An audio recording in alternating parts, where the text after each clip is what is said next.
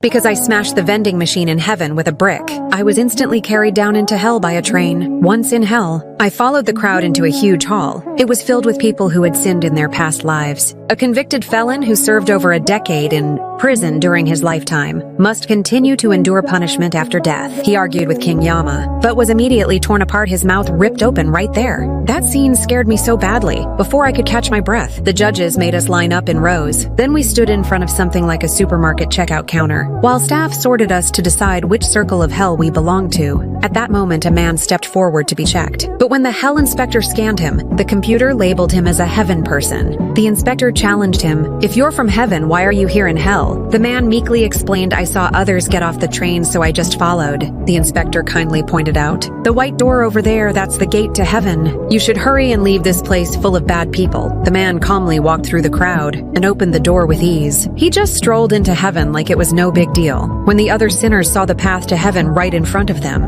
they surged toward the door in a stampede. They didn't even notice that the gate had already turned black, and waiting for them beyond it was a sea of hellfire. We were absolutely terrified. Under the inspector's urging, we were forced to reline up. Then an old man came up next, but even though he hadn't killed anyone, the system labeled him a murderer. He was sent to the tongue-pulling hell. It turned out that though he never took a life, on Human World he was a fraudster, and many innocent people committed suicide because of him. The punishment for each person he drove to death, they'd clip off 1 centimeter of his tongue. He needed to lose 48 centimeters in total. Executioners told him to open his mouth. Then the executioner grabbed a clamp, pulled out his tongue, and with a snip-snap of scissors, the old man's scream echoed through the entire execution ground.